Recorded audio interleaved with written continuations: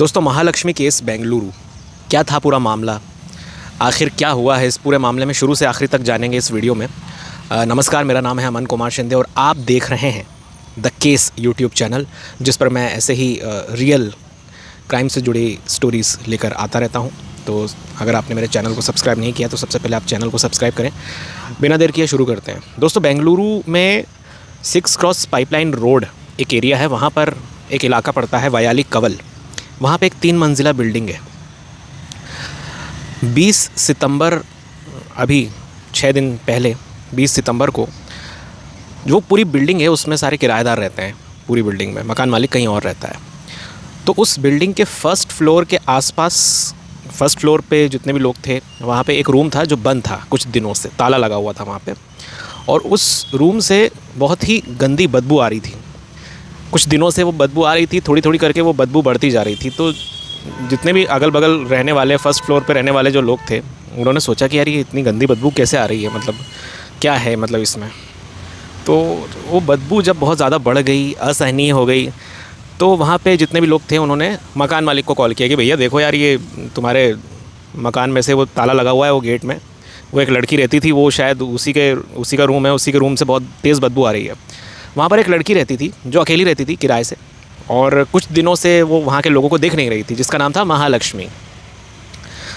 अब मकान मालिक आता है, जब अगल बगल वाले लोग फ़ोन लगाते हैं कि बदबू आ रही भैया, आके देख लो क्या है मामला, तो और भी बहुत सारे लोग इकट्ठा हो जाते हैं। क्योंकि आप सोचिए, कोई कमरा बहुत दिनों से बंद है, ताला लगा हुआ है और उसमें से बहुत गंदी सी बदबू आ रही है। तो आप सोच सकते हैं कि ये जो बात है दिमाग में इसी प्रकार से हिट करती है कि भैया कुछ तो गड़बड़ हुआ है। तो ऐसी बात तो जंगल में आग की तरह फैलती है। तो धीरे धीरे वहाँ के आसपास के लोग बहुत सारे इकट्ठा हो गए वहाँ पे, अगल बगल वाले और भी कई सारे लोग वहाँ पे आ गए। अब मकान मालिक आता है। अब मकान मालिक जब आता है तो वो भी देखता है कि हाँ यार, बदबू तो आ रही है पर ताला लगा हुआ है।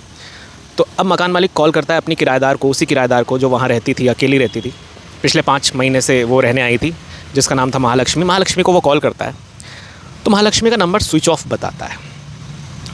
अब जब महालक्ष्मी का नंबर स्विच ऑफ बताता है तो अब ये सोचता है कि क्या करूं, ये तो नंबर ही बंद बता रहा है। तो फिर ये जो मकान मालिक है वापस घर जाता है और महालक्ष्मी ने जो रेंट एग्रीमेंट फ़िल किया था, रेंट एग्रीमेंट का फॉर्म फिल किया था, उसे लेकर आता है अपने घर से। और उसमें एक 1-2 नंबर और लिखे होते हैं इमरजेंसी के लिए, कि कभी आपका नंबर नहीं लगे तो हम इस नंबर पर कॉल कर सकते हैं। तो 2 नंबर वहाँ पे महालक्ष्मी ने अपने मम्मी के और सिस्टर के दिए हुए थे।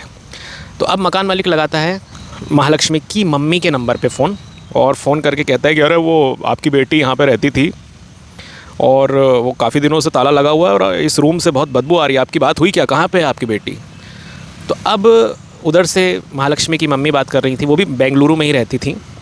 वो कहती हैं कि हमारी भी बहुत दिनों से बात नहीं हुई है, फ़ोन भी बंद बता रहा है। हमने उसके ऑफ़िस में भी, जहाँ पे वो काम करती थी, वहाँ पे भी फ़ोन करके पूछा तो वो भी यही कह रहे हैं कि वो तो 19-20 दिन से आई नहीं है ड्यूटी करने के लिए, उसका फ़ोन भी नहीं लग रहा है। मतलब ऑफ़िस वाले भी कह रहे हैं कि हमको भी नहीं पता कहाँ है वो, 20 दिन से तो ना ऑफ़िस आई है ना फ़ोन उठा रही है। अब जब मकान मालिक कहता है कि भाई उसके कमरे के बाहर से तो बहुत बदबू आ रही है, तेज़ ताला लगा हुआ है, आप आइए जल्दी, जितना जल्दी हो सके। काफ़ी सारे लोग भी यहाँ पे इकट्ठा हो गए। तो अब यहाँ पे माँ तो माँ होती है, माँ तो छोटी छोटी बातों में टेंशन में आ ही जाती है, बच्चों से जुड़ी कोई भी बात हो तो महालक्ष्मी की मम्मी घबरा जाती हैं। तो महालक्ष्मी की मम्मी महालक्ष्मी की सिस्टर को लेकर, जो कि बेंगलुरु में ही रहती थी, महालक्ष्मी की सिस्टर भी पहुँच जाती हैं वयाली कवल के इस इलाके में। और चूँकि ये नेपाल से थे, 2019 तक सभी नेपाल में रहते थे, 2019 के बाद से सभी लोग बेंगलुरु शिफ्ट हो गए थे। और महालक्ष्मी का जो भाई था वो नेपाल में ही था, तो उसको भी कॉल करके बोल देते हैं कि यार तू जल्दी पहुँच, कुछ गड़बड़ हो गई, जल्दी आ, तू बेंगलुरु पहुँच। तो वहाँ से नेपाल से महालक्ष्मी का भाई भी रवाना हो जाता है बेंगलुरु के लिए। अब ये पहुँचते हैं वहाँ रूम पे वयाली कवल इलाके में।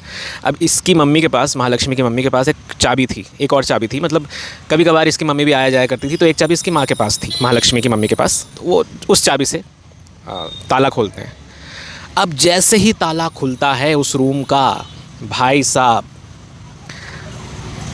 गेट खुलता है और अजीब सी गंदी सी स्मेल आ रही होती है, और फर्श पे सूखा हुआ लाल कलर उन्हें दिखाई देता है। कुछ अजीब सी चीज़ें दिखती है, जैसे मांस के लोथड़े पड़े हों और बहुत पुराने हो गए हों, और कीड़े चल रहे होते हैं उस जगह पे, और इतनी गंदी वो बदबू होती है, इतनी गंदी वो बदबू होती है कि सहन करने योग्य नहीं होती है। तुरंत जो मकान मालिक है वो समझ जाता है कि बाबा कुछ तो गड़बड़ हुआ है, ख़तरनाक वाला मामला हुआ है, और वो तुरंत फ़ोन करता है पुलिस को।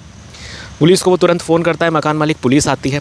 और जब पुलिस पहुंचती है ये देखने के लिए कि क्या मामला हुआ, तब तक बहुत सारी भीड़ जमा हो चुकी थी उस एरिया में, क्योंकि उस एरिया में रहते भी बहुत सारे लोग हैं। और जैसे ही पता लगा कि यार इस टाइप का कुछ मामला हो गया है, एक रूम है जहाँ से बहुत गंदी बदबू आ रही है और काफ़ी सारे लोग वहाँ पे आसपास इकट्ठा हो गए हैं, तो और भी लोग वहाँ पे आ जाते हैं। अब जब पुलिस वहाँ पे पहुँचती है, तो पुलिस जैसे ही दरवाजे पे पहुँचती है तो इतनी गंदी और असहनीय वहाँ पे बदबू आ रही होती है, इतनी गंदी बदबू आ रही होती है कि पुलिस के साथ 2-3 लोग आए थे, वो वहीं पे उल्टी कर देते हैं। उन्होंने वहीं पे उल्टी कर दी, और पुलिस जो है वो कहती है अरे मास्क लाओ रे, मास्क लाओ। डबल ट्रिपल 3-4 मास्क पहन के पुलिस की टीम उस रूम में एंटर होती है। सोचिए कितनी गंदी बदबू होगी वो। अब जैसे ही पुलिस एंटर होती है तो देखती है कि भाई नीचे खून पड़ा हुआ है जो काफ़ी दिनों का है और सूख चुका है, और मांस के कुछ लोथड़े पड़े हुए हैं, और उस पर कीड़े रेंग रहे हैं, कीड़े किचन तक जा रहे हैं, और खून की एक धार जो कि सूख चुकी है वो जा रही है, एक धार वॉशरूम तक जा रही है, एक किचन तक जा रही है, और एक धार जा रही है वहाँ रखे हुए 165 लीटर मॉडल के सिंगल डोर फ्रिज की तरफ, और फ्रिज का दरवाज़ा भी थोड़ा सा खुला हुआ था। अब जैसे ही पुलिस ये देखती है तो फ्रिज की ओर वो बढ़ते हैं, और फ्रिज जैसे ही खोलते हैं तो उनके होश उड़ जाते हैं, क्योंकि फ्रिज में सबसे ऊपर जो सबसे ऊपर रखे हुए थे 2 पैर, 2 कटे हुए पैर। उसके नीचे रखे हुए थे शरीर के कटे हुए कुछ टुकड़े, और सबसे नीचे रखा हुआ था एक सिर, और ये सिर था महालक्ष्मी का सिर। और वहाँ नीचे भी कुछ मांस के लोथड़े पड़े हुए थे, खून पड़ा हुआ था, और ऐसा लग रहा था कि वॉशरूम की तरफ जो धार गई हुई थी खून की, जो सूख चुकी थी, उसे साफ़ करने की कोशिश भी की गई है। वॉशरूम और किचन की तरफ जो लकीरें गई थी खून की, उसे साफ़ करने की कोशिश की गई, पर उसे साफ़ नहीं किया गया। उसे अधूरा ही छोड़कर, जो भी व्यक्ति था जिसने भी ये किया था वो अधूरा ही छोड़कर वहाँ से चला गया। और वहाँ पे एक बैग भी रखा हुआ मिला, बड़ा सा ब्लैक कलर का लाइनिंग वाला बैग। उसको देखकर समझ में आ रहा था कि ज़रूर जिसने भी ये कृत्य किया है, जिसने भी ये कांड किया है, वो ये सब कुछ करके, कंप्लीट करके पूरी बॉडी को इसी बैग के अंदर ठिकाने लगाने की फ़िराक में था, पर ये ऐसा कर नहीं पाया। क्योंकि ये जो एरिया है दोस्तों, मैं आपको बता दूं, वयाली कवल का ये जो एरिया है 6 क्रॉस पाइपलाइन रोड के पास बेंगलुरु में, यहाँ पे बहुत सारे लोग रहते हैं। मतलब यहाँ पे आओगे तो लोगों को पता लगेगा, जाओगे तो लोगों को पता लगेगा। तो हो सकता है शायद जब ये जाता तो किसी ना किसी को शक हो जाता, इस चक्कर में वो बैग भी जिसने भी ये किया था वहीं पर छोड़कर फ़रार हो गया। अब मामला इतना संगीन था, पुलिस वहाँ पहुँच चुकी थी, और साथ ही पुलिस को वहाँ पे फ़ोन भी मिलता है, जो फ़ोन था महालक्ष्मी का। जब उस फ़ोन को ऑन किया जाता है तो पता चलता है कि भाई लास्ट बार ये फ़ोन चालू था 2 सितंबर को, और 2 सितंबर को ही आखिरी बार महालक्ष्मी ने अपनी मम्मी से बात की थी।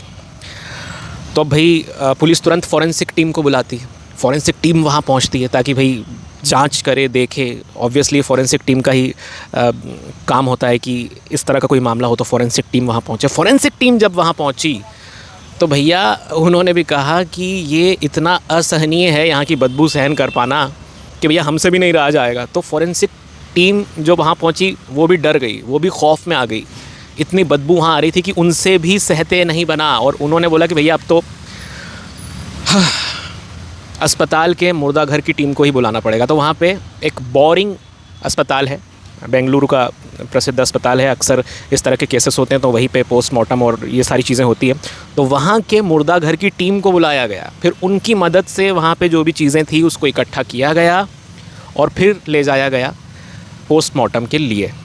भीड़ इकट्ठा हो चुकी थी जब ये मामला सामने आया कि भाई टुकड़े कर दिए गए हैं। तो इस केस को रिलेट किया कई सारे लोगों ने श्रद्धा वॉलकर के केस से, जो आज से 2 साल पहले हमें देखने को मिला था। श्रद्धा का जो बॉयफ्रेंड था जो उसके साथ लिव इन रिलेशनशिप में रहता था, काफ़ी प्रसिद्ध वो मामला था। आफ्ताब अमीन जो उसका बॉयफ्रेंड था श्रद्धा का, उसने 35 टुकड़े कर दिए थे और 35 टुकड़ों को उसने रखा हुआ था फ्रिज में, और धीरे धीरे करके वो 1 महीने तक थोड़े थोड़े जो टुकड़े थे उनको जंगलों में फेंकता गया, ठिकाने लगाता गया। तो ये जो मामला हुआ था वो काफ़ी लाइमलाइट में आया था हमारे देश में। तो इस मामले को भी, महालक्ष्मी केस के मामले को भी लोग अब श्रद्धा वॉलकर के केस से जोड़कर देखने लगे थे। अब जब ये सब हुआ और इन टुकड़ों को जब ले जाया गया बोरिंग अस्पताल और जब वहाँ पे पोस्टमार्टम हुआ तो पता चला, पहले जब गिनती की गई थी इन टुकड़ों की तो कह रहे थे कि ये 40 टुकड़े हैं, पर जब पोस्टमार्टम हुआ तब पता चला भैया 40 टुकड़े नहीं है, ये 59 टुकड़े हैं, 59 टुकड़े हैं। इतनी बेदर्दी से ये काम किया गया था और जिस हथियार से ये काम किया गया था वो भी कोई नॉर्मल हथियार नहीं था, स्पेशल। ऐसा लग रहा था कि इसी चीज़ को अंजाम देने के लिए कोई बड़ा सा धारदार हथियार, चाकू, बड़ा सा चाकू जो भी होता है उसका इस्तेमाल यहाँ पे किया गया है। अब ये सब जब मामला सामने आया कि भाई ऐसा ऐसा हो गया है बेंगलुरु में और इतने सारे टुकड़े कर दिए हैं एक लड़की के, उस लड़की का नाम महालक्ष्मी है, तो फिर उस लड़की के बारे में भी लोग जानने लगे। और मैं भी इस वीडियो में आपको बता दूं कि ये जो महालक्ष्मी थी ये 31 साल की एक लेडी थी और ये शादीशुदा थी। 2019 में नेपाल से बेंगलुरु शिफ्ट हुई। इसका जो पति था उसका नाम था हेमंत। हेमंत के साथ इसकी 2019 में शादी हुई। ये नेपाल में रहती थी पूरी फैमिली। ये बेंगलुरु शिफ्ट हुए, साथ ही जो महालक्ष्मी की मम्मी थी, सिस्टर थी, वो भी बेंगलुरु शिफ्ट हो गए थे और ये पिछले 9 महीने से अपने पति के साथ नहीं रह रही थी। 2019 में इनकी शादी हुई, 2023 तक सब कुछ ठीक था, बट इसके पति हेमंत को ये शक था कि महालक्ष्मी का किसी और से चक्कर चल रहा है और उसने जासूसी भी की तो पता लगा कि महालक्ष्मी का एक बॉयफ्रेंड था जिसका नाम था अशरफ। और महालक्ष्मी जो है वहाँ पे एक मॉल में काम किया करती थी, टीम लीडर थी, एक कॉस्मेटिक कंपनी थी उस मॉल में, उसकी टीम लीडर थी, विमेंस टीम लीडर थी, उस एज ए टीम लीडर वो काम करती थी। और उसका जो पति था हेमंत, वो बेंगलुरु में एक मोबाइल शॉप पर काम करता था और वहीं पे उस मॉल में, जिस मॉल में महालक्ष्मी काम करती थी, वहीं पे एक हेयर ड्रेसर से उसकी मुलाकात हुई। जो हेयर ड्रेसर था जिसका नाम था अशरफ, उससे उसकी करीबियाँ बढ़ी और वो धीरे धीरे प्यार में तब्दील हो गई। और फिर अशरफ से करीबियाँ जब पता लगी हेमंत को, तो हेमंत ने पिछले 9 महीने से अपने आप को अलग कर दिया था महालक्ष्मी से। और ये जो रूम था जहाँ पे महालक्ष्मी रहती थी, वहाँ पे अकेली रहती थी। लोगों को पता भी नहीं था, अगल बगल वाले लोगों को, कि भाई ये कौन है लड़की, क्योंकि ये सुबह 9:30 बजे निकलती थी, रात के 10:30 बजे के बाद ये वापस घर आती थी। तो अगल बगल वालों से कोई लेना देना इसका था नहीं जहाँ पे ये रहती थी। और 9 महीने से अलग थी, तो शुरू के 3-4 महीने ये अपनी सिस्टर और अपनी मम्मी के साथ रहती थी वहीं बेंगलुरु में। और उसके बाद फिर इसने अकेले रहने का डिसाइड किया और अक्सर जो है अशरफ बाइक से छोड़ने उसको आया करता था उसके रूम तक। इतनी बातें पता चली। अब जब ये सारी बातें सामने आई, संज्ञान में आई, तो महालक्ष्मी के पति को बुलाया गया। महालक्ष्मी की फैमिली तो पहुंच ही चुकी थी, सभी लोग काफ़ी दुखी थे। जब पूछताछ हुई महालक्ष्मी के हस्बैंड से, तो महालक्ष्मी के हस्बैंड ने ये सारी बातें बताई कि 2019 में हमारी शादी हुई, एक बच्ची भी है इनकी 4 साल की। 2023 तक सब कुछ ठीक था, फिर उसके बाद ये सारी चीज़ें सामने आई, फिर हम अलग हो गए।